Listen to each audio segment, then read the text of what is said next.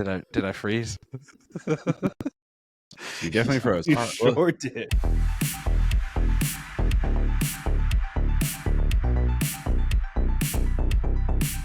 Welcome to Was It Good, the podcast that reviews movies and TV shows.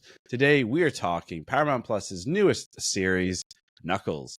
I'm Ravi, joined by my two brothers, Krishna. Arjuna. and no one's saying it. Great, good job, everybody. That's I the quit first time after I hosted the last episode, and I said it. I decided that with 288, I quit. So Nice. You quit saying that we were Was It Good to remind people. I won't even recognize it anymore. So I give it the thing you just said. Right, I'm gonna give it 2 more pods, and then you'll come back full swing saying it every single time. Because I'll do it for the 300th. Ooh. I'll do it for the 300th, and I'll say it like Gerard Butler. How's Gerard Butler say it? Oh, was it good? Like that. Like what was his character's name in 300? Leonidas. Yeah. Leonidas. I was going to be like Maximus. I'm like, oh, that's not that movie. Different movie, different actor. Anyway, speaking of great warriors, we're talking Knuckles, the red character. I don't remember what animal he's based out. Sonic is a hedgehog. Kidna, right? But like, that's not a real creature? Obviously, that's like. So, like, what creature is Knuckles based off of? Does anyone actually know? Because I don't. I'm pretty sure I'll let one of you guys look it up, but because obviously Sonic is a hedgehog. Yeah, echidnas are definitely a real creature. Wow, they're related to. They resemble hedgehogs. They have quills and right. They're from Australia. They live in Australia, Tasmania, and New Guinea. And they eat and breathe through a bald tubular beak protruding from a dome-shaped body covered in spines. Fascinating. So let me get this. So my first question for you guys before we got into like one-word impressions was going to be, it's a PG show. Why are we watching this? I think I just realized I'm watching this for the educational value, which is teaching me about, creatures from Australia. So that's my reasoning. But why did you guys end up watching this? And do not say because I told you guys to. That's a cop-out. I'll go first. One of the reasons I wanted to watch the show is because I actually enjoyed the Sonic movies more than I thought I would. And so I was like, oh, this seems kind of cool. At first when they announced this, I was like, this will be a prequel show that shows Knuckles as he kind of grows up maybe and gets to the Sonic universe in Sonic 2 when he enters. But it was not that. It was like a direct sequel. And then I saw some of the trailers and I was like, oh, there seems to be a lot of Knuckles. There seems to be like characters from the movies in this. So I was like, oh, this could be fun. And then I watched the first episode and I was like, wow, this is like a follow-up from the movie. And then it wasn't. Yes. I'm not going to lie. The only reason I watched this is because you guys are like, we should do a pod on it. I enjoyed the Sonic movies, but let's be honest, I'm never going to watch those movies again. They are children's movies. And so, yeah, that was the only reason I watched this. Is because one of you, maybe both of you, maybe you both ganged up on me. And you were like, if you don't do this, we're going to come to Denver and ruin your life. I think that's what you got. I think we also sold you on it being a 6-episode, 30 minutes per episode show. So it was a very easy, digestible watch. And that was actually part of the alluring factor. I kind of sat down and was like, I'm going to watch a couple episodes, and I watched it all in one sitting just because it was easy enough and digestible enough to just do it instead of stretch it out over a few days. It's just like, let's get through this. Let's get it over with. Let's get it done. Wow.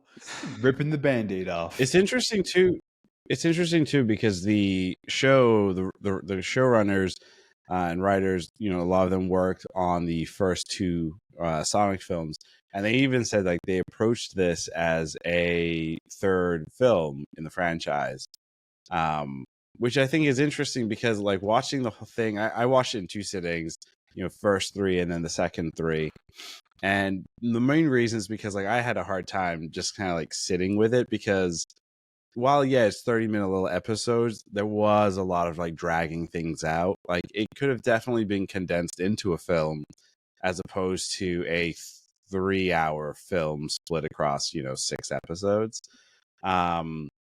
So I think that's kind of interesting. It's almost like somebody said, yes, we will do a series or do a third film focused on Knuckles, and then they said, actually, let's get more bang for our buck, cut the budget, split it out into 6 episodes, and then pump it out.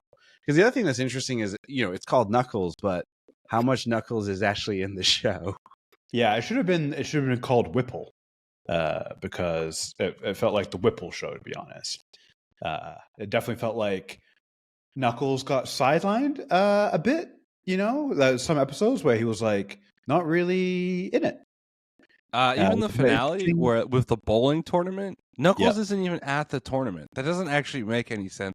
There are a lot of like story things, which I think, when you think about production, they probably just didn't want to animate Knuckles into the audience or have him there, and so it was easier to have like a contained cutaway and then kind of have this fight sequence instead of having him there. But there were a lot of instances where there was a lack of Knuckles, or he just wasn't there. It kind of reminds me of the Invincible episode from season 2 where they go to the convention and they talk about the animation tricks where like you show the back of their faces, or you just show the top so you don't see their mouths, or you show the faraway shots. And it felt like they did some of that.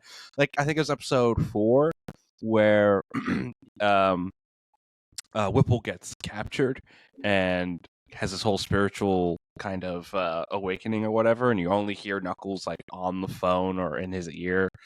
At that point, they did the whole live action thing. Even like his thing is just like they play into the idea of this like low budget kind of live action stuff, which didn't hit for me. Like I think the joke would have been much better if it was shorter instead of the entire episode. Yeah. But yeah, it just felt like they kind of blew the budget in the first and the last episodes with these kind of movie quality fight sequences, I would say. Like that, they were comparable to, I think, the Sonic movies, but that seemed to really make the rest of the series suffer. Like, honestly, it would have been better if they had just made it an hour-and-a-half movie and cut out a lot of the non-Knuckles stuff, or that would have helped the lack of Knuckles issue, right? If you shorten it, because then you got to get Knuckles in there more. Ravi's absolutely right. Like they were like, cut the budget, make this long. Here's 3 hours of content instead of hour and a half. This is one of those things where more is not better. Let's play a real quick game. I like to call it how long in the sound booth. How long do we think Idris Elba was actually in the sound booth recording lines for Knuckles? I'm going to go, let's do over-under. I'm going to go over-under 28.5 minutes. We'll go over. Because he does have more than 28.5 minutes of dialogue. Does he? I don't know. Yeah. I'm like really questioning it. Not sure if that's true. Because look at episode 4 is a really good example where it's like, and I'm going like, yes, in episode 4 he was like a voice, right? So that doesn't count. Like voicing Knuckles that was actually used in final, product. I would argue he was only in episode 4 for the one line or the 2 lines in the beginning of that episode when he's like, he'll save himself.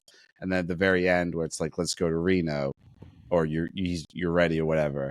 But like to your point too, like episode 6, the finale, he's there in the beginning and then he's there in the end, and then that's it.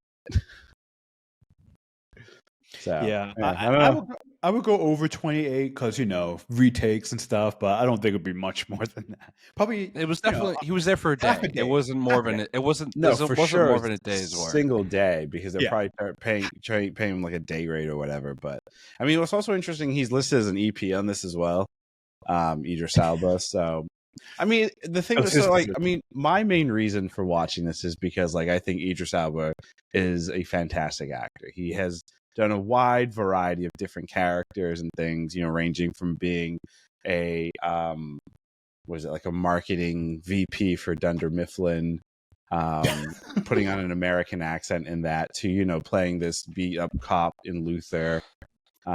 He's don't think about Stringer Bell from The Wire. Maybe his best role. I mean, and maybe I'm eating my words, but I haven't seen The Wire, so No, I know. I need I to know. get on that But it's train. just, if you're an Idris stan, The Wire, the first like 2 seasons, you should probably tune in. The best Idris Elba role is when he played himself as a DJ in that Netflix show. Wait, he plays himself? Charlie or something. Yeah, it's kind of like a version of himself, essentially. Yeah, it's Turn Up Charlie came out in 2019. Yeah. Oh my god. So I have his IMDb page here, and it makes sense that he is Knuckles because when you look at like his career, especially like the last 5 years, it's almost like 30% of everything he's done is voice acting. Oh wow. From Cyberpunk 2077, he played Solomon Reed. He was in Zootopia, Zootopia Plus, because he was Chief Bogo in the original movie that came out many moons before. Sonic the Hedgehog 2, obviously. He also played Bloodsport in the Suicide Squad animated film. He was also, notoriously in Cats for reasons. Right. Well, Cats is they somehow just had everyone under contract for that movie. I feel like I did see that movie. They had blackmail. Like clearly, they had something on those actors. Yeah, they're holding Hollywood at gunpoint. They're like, if Hollywood doesn't make this Cats movie, it's over. Ian McKellen's in the movie. He says meow meow at one point. It's really funny. Meow. He's like meow meow. I mean, I would do that if they animated me into a cat and I got to say meow meow. I would be like, I'll do it for free. But back on Idris Elba, where do you rank his performance, his voice performance, with his animated characters and things that he's done over the years? Unfortunately, I haven't played or seen almost any of those things that he's voice acted in. So Knuckles is first for me. Well, then for you, specifically for you, Krishna, then will you like go back and check his other animated works? Most of them probably not, because like Zootopia, no. Cats. Zootopia is a good movie. Zootopia's I'm sure it is. I'm sure it is. It's just I've got to be in the mood to watch a children's animated movie, and that I don't get hit. For me, my bar is like anime. That's I will say Cats is a live action movie. It is humans wearing cat suits. Oh, that's even worse. That's gross. Yeah. Actually, that's gross. That's what makes the movie really weird. Yeah, I'm just saying, if you ever want to put on another movie when you're having some certain delicacies, that might be the one. You're talking about chocolate, right, Arjuna? No, actually, that would be a movie not to watch. It would send you the other way.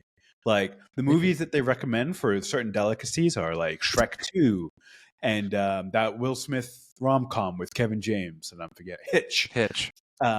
Those are two very good movies. They recommend. Chris, sorry, side tangent here. Regarding the delicacy conversation here, you say they recommend. Who is they? The source that anyone would go to when they are tripping on this delicacy, Reddit. Gotcha. It was a poll, as a consensus, and overwhelmingly, number one was like Shrek 2, and Hitch was like number 2, and both of those movies work very well in that situation. Cats would not work in that situation. You won't know until you try. And find someone that has done it. Oh God. All right, moving backwards a little bit. Let's talk one word impression. How you would sum this miniseries up in one word? Gina, let's hear from you first. I'm gonna go with action. Right, I think we've been piling on the show a lot, and I do want to give the show some flowers because I thought the best part of the show was the action sequences that they had in the movie. We briefly talked about this a little bit earlier, but I wouldn't say that action in the Sonic franchise is groundbreaking or anything like that. Like this isn't John Wick level action or anything like that. But I think for the usual kind of family action CGI movies, like they're enjoyable, and I think that's what these filmmakers are best at. and I think that's very clear in this show too. Like the best thing that they do are action sequences. So I think the action was something I wanted more of, and I wanted less of the weird Whipple family dynamics that were kind of in play. Like they were. It was really hard to watch. It was like it was just really embarrassing, I think, for everybody, including myself. Just kind of watching it. I didn't understand it. It didn't make sense to me logically. And this is no disrespect to any of the performers or anything like that, but it's going to be a no for me. On the Pally family dynamic. I hope to, or the Whipple family. Adam Pally, I think, is the actor's name, but it's I do not want any more of that personally. But action. Nice, Christian. What's your one word? My one word is going to be Brett, because many times during this movie, I thought about Brett's now infamous "Was It Good" quote when he joined us, I think, for the Pokemon movie. Detective Pikachu. And we were breaking it down like we do, like we always do, with the utmost seriousness and the hard-hitting facts that you need, dear audience. And Brett reminded us that this is a children's movie. And that quote reverberated around in my brain, even though this was not a movie. The idea, the general spirit of the quote reverberated around in my head, and Brett was the author of that great quote. And so, Brett, because Knuckles is made for children, even though there are some really weird adult stuff in there, like adult jokes that I was like, like for instance, the cutout cardboard of the gladiator in his room. Oh yeah, that was very. I was strange. like, okay, this is clearly for children. That is like, that is really pushing the envelope there a bit. Have you seen SpongeBob SquarePants, like the early seasons? I have, and I do understand that for whatever reason, children's stuff needs apparently to have this weird perversion in it for the adult parents who are forced to watch stuff with their kids. It's to make it a family show. Yeah. Which, by the way, strange. It's strange. So yeah, it doesn't matter. I don't care that SpongeBob did it. It's weird. It's fucking weird. It's I feel interesting like the bring difference up is the subtlety. family. Sorry, go ahead, Ravi. No, you go first, Arjuna. I was going to say, I think that the difference is the subtlety, right? SpongeBob is a little bit more subtle with their adult jokes. I think the cutout one just felt very grotesquely obvious, and was just it just felt a little bit out of left field for a show that wasn't necessarily kind of presenting a lot of those jokes or opportunities. I mean, I'm confused by what you guys are saying. To me, it was he had an appreciation for a female warrior. I don't know what you guys are going on about. Maybe you guys are perverts. Oh, you put this on us, you bastard. Yep, it's what did they say? The something is in the eye of the beholder. I don't know what that means. Anyway, my one word impression is going to be family. Oh wow, Family. He's gonna again, obviously the main premise, right? Knuckles is searching for home, family, a place to be, essentially. And then also the fact that the Whipple family is very, very strange themselves. I will say the thing that I found most interesting about the Whipple family is Wanda Whipple, who's played by Eddie Patterson. I don't know if you guys ever watched Righteous Gemstones, but she plays the middle sister on that show, and she's as annoying or maybe more annoying in Knuckles as like the sister character type. And it was just hilarious to like see her play that character, and then it's like, oh, you're playing the same character basically. She's also in the adult version and the children's version of this. The Danny McBride show before Righteous Gemstones was Vice Principals, and she's also in that show as his character's like a co-teacher that ends up being kind of this weirdo who ends up like shooting him in the leg at one point. Yeah, I think she has her lane that she plays, and she plays it to continue getting employment. So, kudos to her. Kudos to being typecast as the annoying sister type character. It happens. Certainly That's how happens. you get paid. Yeah. So speaking of characters and actors from other things that we truly enjoy, Oh man, was anyone super shocked / surprised by Kid Cudi's appearance in this? I literally had to stop, pause, go to IMDb, and be like, "Am I just being kind of out there and spacey with this, or is that legit Kid Cudi?" And yes, that is Kid Cudi's been doing more. He's been doing more and more acting. He did Westworld. He did another HBO miniseries. He's done this, and I feel like I've seen enough to say, Kid Cudi, I think it's time to retire from acting. Oh shit! Don't think it's in your bag, personally. Oh man, yeah. Well, you know what? I mean, Knuckles wasn't hiding the fact that it was going to be out there, with some of its material and its jokes, and the Sonic movies worked because they were over the top, and Knuckles was going for that, maybe slightly differently, but so the fact that you just see Kid Cudi, I'm like, yeah, no, that's that part of the course for this franchise, of course. Why wouldn't he be? So, yeah, it was both surprising and not surprising, if that makes any sense. Where would you rank his performance?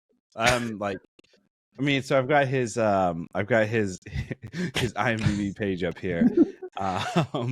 So did anyone ever see him in Silent Night with I never saw that movie. I wanted to see that one. That's with Joel Kinnaman. Yeah, where he loses his daughter and then goes on a rampage, and Kid Cudi, I guess, is like one of the detectives that's helping out or whatever. Nope, never saw it. Nobody saw that one? Okay. He's also in Trolls Band Together. Oh, wow. Never seen it. I did see Trolls Band Together. I mean, I'll say this. A lot of his movies that he's been in, nothing has passed, in terms of IMDb's rating, nothing has passed 7.5. That makes sense. Yeah. And the 7.5 is a documentary about him being a musician. So... Oh, okay. Well, maybe stay in the music world, because I love his music. And like I actually thought too, it was like, oh, with Kid Cudi being in this, are we gonna get like some Kid Cudi music or like mixes or something? And obviously there was no Kid Cudi music. Instead, it was he keeps his acting and his music lane very separate. Right, but like if you are the whole package, if you will, wouldn't you want to like have both? Because then you get paid on two fronts, right? The acting. Yeah, but front, even when he does, even when he acts, he doesn't go by Kid Cudi. He goes by his actual name. So he doesn't want them bleeding into each other. He tries to keep them kind of separate. I think he legitimately wants to act, and so he's kind of taking different roles, and Well, because he's been in a variety of things. He's been in family-friendly things. He's been in dramas. He's been on some prestige stuff, quote unquote, like working with HBO. So I think he's just trying stuff. I really think he wants to. I think he wants to be an actor. He is, he's our next Leonardo DiCaprio. What can I say? Well, I was going to say something really terrible, and I'm just going to move on. Anyway, so we didn't get a lot of Kid Cudi music. It actually got none. Instead, the music was more 80s vibes type focused music. And that kind of got me thinking, and maybe I went way too deep. And Christian, before we started recording this, you said that I will kind of go really spacey and out there. This is probably the really spacey and out there thought that I had. So bear with me. It's a stretch. So you have 80s music. You have Knuckles, who's also from like the 80s. You have people like us in our 30s who are aware of Knuckles, grew up with the video games, Sonic games, etc. We're in the modern day. We're in 2024. there's not really a staple Sonic game, Knuckles game, or anything of that nature. It's basically been rehashes, emulations of like the original games. This is rated PG and it's really aimed at like kids and such. How does bringing stuff from the 80s and making it for kids of this generation, does that work? Or do you get like three adults in their 30s who decided to watch a miniseries about all this stuff and then make a pod? Like, is that what Paramount's going for, or has the entire plot been missed? Christian, you start. That's actually a really good question. And I actually didn't even make that connection until you've said it. Like, I was like, oh yeah, they're going with the 80s vibe because that's when the Sonic franchise was made. That's when these characters were created. So they're clearly appealing to people from that time who played those games. If that's the case, then there was no need to make this as kiddie as it was, because to me, in my opinion, the series was too kiddie for us to truly enjoy, right? But then, to your point, if it was made for kids, why put in a bunch of 80s music that kids today don't know, and maybe they'll like it, but maybe they won't, right? That's kind of a gamble there. So it's a very good question. Very good question. I don't have the answer for you. I think it's a little more straightforward than that. I think, as we said at the top, the creators that made the show were involved in the movies, and they make movies. They don't make shows, and it's a different medium. It's a different platform, and I think, like we've been kind of hammering home throughout, this clearly was a movie idea that was stretched out over 6 episodes. So I think the idea of what they were potentially going for really works in a tight 90-minute movie. But when you expand it out, I think that's where some of it falls flat. I think some of the Whipple stuff and the family stuff works. I think the 80s vibe can kind of work in a shorter amount of time. But when you're spending 3 hours instead of 90 minutes, that's where it really just sort of falls apart, where you can have maybe those creative flourishes that work in a vacuum instead of in a more extended period of time. Because I think when you make a show and when you make a series, you have to think, I think, a little bit more delicately. I wouldn't say more simply, but you have to think about how some of those things tie in together. While I think when you have a singular piece of content, you can kind of take some of those ideas of like nostalgia, but also trying to like adhere to kids, and maybe put that in a neater package. My theory is, I mean, I definitely agree with what Arjun is saying, where, yeah, this would have been a great movie. My theory is someone at Paramount looked across the pond at Disney, saw what they were doing with Marvel, and like 5 years ago, we're like, that's what we need to do. Went through their IP, and we're like, okay, let's just axe this third movie, make a sequel. Let's just make this, make an extended thing. It's basically like the Marvel effect, and I think that's happening like full force everywhere. Because like Dune's another one where we get the Dune Prophecy show. Obviously, I don't think Dune Prophecy was ever imagined as a film. I think it was always imagined as a series. So in theory, that should not feel like a giant filler series, but who knows? Well, I mean, it's more cynical than that. It's these like fledgling streaming services are just desperately trying to like throw darts at IP and hope something works. And I guess I mean, we'll see. The articles I've seen about Knuckles is like Paramount's really parading it, being like, this was like our top performing show of like a long time, and I'm like, what does that mean for your series, like your thing? If this is like the thing you're proud of, because I don't think it doesn't seem like it's getting talked about a lot or a lot of buzz.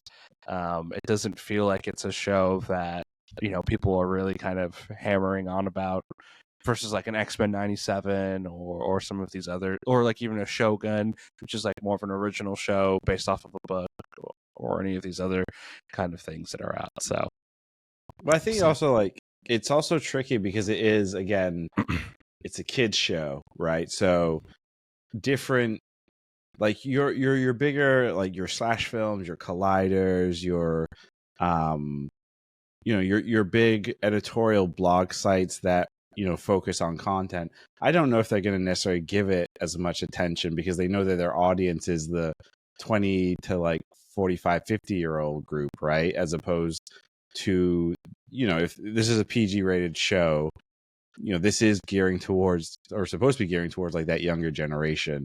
And for the most part, I'm not aware of many like 12 to 18-year-olds that go and check on like editorial blog sites about reviews and things. They're more so like following like TikTokers and Twit followers and grammars. That's my naming convention. Did you just have a brain social fart? platforms? What is happening? Okay, last thing before we get into bowl predictions, because we're still going to treat this the proper way that we do all of our pods here. One thing that stuck out and struck me, which was quite hilarious, was the integration of ESPN Ocho. Again, yes. Famously known for being in the great movie of Dodgeball. Or not Dodgeball. It was Dodgeball. No, it was Dodgeball. It was Ben Dodgeball. Stiller and Vance Vaughn. Vince Vaughn. What did I say? Vance Vaughn? No. I like. You've been watching so much Office. Vance Refrigeration. Yeah. Did anyone get the sense, or is it just me? Like, I thought, is this ultimately the kids' version of the Dodgeball series or movie? I was wondering that too, because I was like, the Ocho, that to my knowledge, I could be wrong, has only ever been used in Dodgeball. And so I was curious. I was like, I didn't look it up because I didn't care that much. But like, was Dodgeball a Paramount situation? Not that like ESPN 8 is a real thing, but they are using ESPN, right? So yeah, Juno, maybe you can give us some insight. Well, I think because of Dodgeball, ESPN has done like versions of the Ocho before, most notably on like April Fool's Day, where they'll like have the Ocho kind of be like they'll turn ESPN 2 or 3 or one of their other ones into the Ocho and do kind of some of these other sports, these quote unquote smaller sports for a day and do coverage. So I think in that way it kind of came into the cultural ether, and so potentially because of that, it might not be directly because of Dodgeball, but I think Dodgeball inspired it obviously to become a thing culturally, and because of that is maybe why the show utilized it in the way that it did. Yeah. No, I want to say that someone is a huge fan of Dodgeball, and we're like, how do we make this kid friendly? Oh, bowling. Obviously bowling. Did this make anyone want to actually bowl? No. What's really funny? Right after after I finished yesterday, watched the last episode, and I was on TikTok for Was It Good? Just checking our stuff. And one of the TikToks that came up, have you seen those videos where it's just some guy in a place and he's like looking around and seeing all the fails in that place? So there's a bunch of like gym ones, like looking around, and all these like videos from the internet of like gym fails. So this one was a bowling one, like first day at the bowling alley, and it just shows all these horrible bowling shenanigans, like people like throwing the ball up and it hitting the water sprinkler, someone coming up behind a woman who's bowling and then bowling and the ball like breaks her leg, like just horrible like bowling fails, and so after seeing that I was like, I never want to go bowling again. It's a dangerous fucking place. But Knuckles itself did not make me want to bowl because it wasn't that interesting. I was like, just get back to Knuckles, goddammit. I like bowling in general, so it's been a while. What's your bowling average number? I don't know. That's terrible. It's probably like a 60. Oh, terrible. That's a good number. Terrible. All right, let's get into bold predictions. Where do we think? Because there is a Sonic 3 coming out. So, what do we think Sonic 3 is actually going to be, and does this series even get mentioned? So, Junior, if you want to kick us off with your bold prediction. My bold prediction is that I think they will have a nod to the series. Like, I would assume Whipple will be in the third one. He's been in the first two movies. They will have some type of partnership, Knuckles and him, that will not necessarily, I think like a lot of these companies don't want to make people do homework, so I don't think they'll directly reference things from the show, but I think the buddy and the bromance between the two will be referenced within the movie itself. And so I wouldn't be surprised if, especially because you have now Shadow is going to be the big character in the third Sonic, voiced by Keanu Reeves, which is funny because I think in Whipple's room he had a Keanu poster in there, so that felt like a fun little nod. But because of that, and you also have Sonic and Tails, like it's going to be hard to have all four of those characters maybe interact for the majority of the movie. So I think they'll pair off some of the characters with different human characters. So I wouldn't be surprised if Knuckles is kind of paired with Whipple for the third movie. Was that bold? Yeah, that was lukewarm. I was being like Ravi, just kind of giving. He's an older Ravi. Chris, let's hear your bold prediction. I'm gonna pull in Arjuna. Yes. And Knuckles will die in Sonic 3. And that is why I haven't done that. That is why we got a whole Knuckles 3-hour-long show. Because they're like, we gotta kill Idris Elba was like, I'm done with this character. I don't want to do it anymore.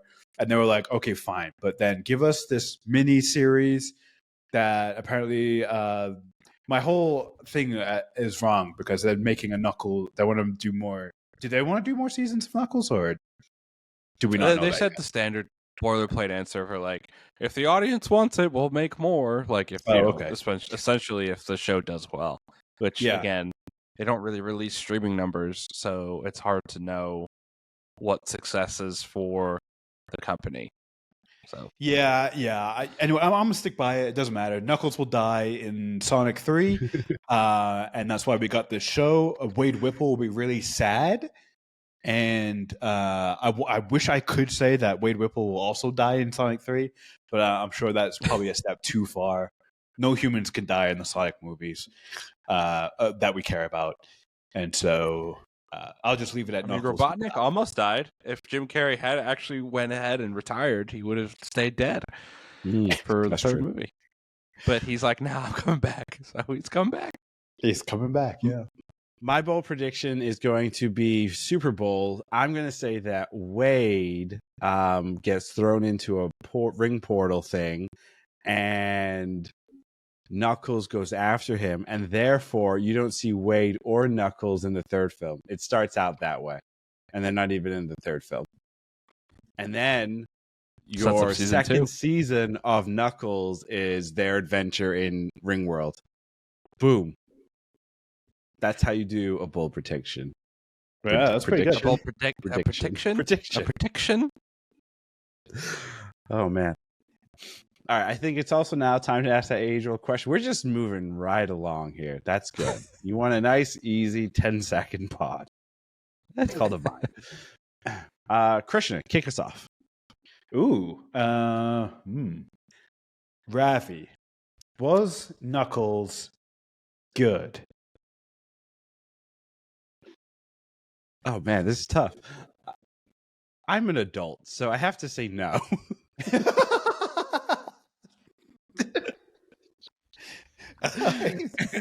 And I'm basing that solely on, will I watch this again? And the answer is definitively no. Like, I like the first two Sonic films. They are funny and fun, and I would watch those again because they are just like goofy things to put on, light a joint and see what happens. Arjuna, was Sonic 3, just kidding, Knuckles good? Knuckles, unfortunately, was not good. Oh, shocking! I don't even think it really. I don't think it even really succeeded as a children's show. If I had children, I would not have them watch this show. So I feel bad for like when you eventually have kids, you're gonna pre-watch everything, and if it's not up to like your weird filmmaker standards, you're like, no, you can't watch this. But Dad, First we want to movie watch they Thomas the watched. Tank Engine. No, first movie no, they didn't do it like they did in the 90s. Oh man, I do want to say Sonic has come a long way. I don't know if you all remember before the first Sonic movie came out. Remember the first trailer for Sonic came out, and they had the really ugly human-like rendering, and everyone's like, "This thing's gonna fail like crazy." And look, it spawned a whole franchise. It was successful enough to do 2 sequels and a spin-off show. So didn't something like that happen with or is happening with the Stitch in the Lilo and Stitch film? Like they released a rendering. Sure. And everyone's like, that looks hideous. Could be. I mean, it was so bad. Hey, as long as students listen. Yeah, I don't know if either of you ever watched the Chippendale movie on Disney Plus. Oh yeah, that's a good one. There's a they have the like ugly version of Sonic in the movie, which is great. Krishna, was Knuckles good? As Whipple's mom would say. Knuckles. Good. Knuckles. No, it was not good. I'm actually shocked by our results here. 3 no's. I thought there would be 1 yes in there. I thought that would come from the Arjuna, but I underestimated his adultness. And wow. No, yeah, it's a no because the first 2 Sonic movies were entertaining and the humor hit. Knuckles tried to be entertaining, and I think they were trying to use sort of the similar humor from the Sonic movies. The problem is Knuckles is a different character than Sonic, and so a harder, more grizzled veteran like Knuckles, right, needs a different kind of humor. It needs a more ironic kind of humor. The on-the-nose kind of humor works for Sonic. It doesn't work for Knuckles. And because of that, I think they're like, well, that's why we got to focus on Wade Whipple. They should have just changed the formula for their main character, and they didn't do that. And so it didn't work. And I'm happy. And there just wasn't enough Knuckles. It just, it should have just called Whipple. Yeah. Whipple the nipple. You know? Because I think Knuckles is entertaining in the sense that like how he perceives the world is kind of, it's innocent / is a little funny, but I think it's bouncing off of the Wade character. That's what didn't hit. It was also just really random how they came together. Like Knuckles has the vision of the Elder coming, and he's like, "You must train Wade Whipple." Like, there's no rhyme or reason to it. They just pulled the name out of the hat, and they're like, "Who's the actor we could get?" Like, clearly they couldn't even get James Marsden to come back for a cameo in the first episode. He's away on a trip. You know, like most sheriffs do. They leave their town when they're on a trip, and leave everybody. No comment. He was clearly training in sheriff capital. So yeah, it was a no for me as well. And it's no for me, dog. And I just felt duped by the first episode because it did feel like you were gonna have Sonic and Tails kind of in there, and I thought that was interesting, and then it all went away. The way they showed up, and they never showed up again. Yeah, the way they didn't even try to save him. Like he gets kidnapped, and they never come. Like that felt weird too. Like it was just why? Because they don't have phones, and also the kind of humor that would have worked for Knuckles is a similar kind of humor they used in the Buzz Lightyear of Star Command movie. Like a guy who takes himself so seriously, and that's the humor in it. Right? Like, that's what they should have done with Knuckles. That would have worked really well, I think. But instead, it was through Wade's eyes and a lot of 80s music. And don't forget wrestling cardboard cutouts. And, God. And bowling. But you have to, like, give the film, like, or the series, like, props in the sense that, like, they had key things that stood out. They Not did. in necessarily the best of ways, but they stood out. Yes. True. So there we go. Well, that's going to do it for us here on Was It Good? As always, thank you for tuning in and checking out our pod on Knuckles. You can watch the full show on youtube.com/wasitgood. Wherever you get your podcasts, Apple, Spotify, etc. We're there as Was It Good. On TikTok and Instagram at Was It Good Pod. And our website, wasitgood.info. New pods drop every Saturday. Till then, punch something.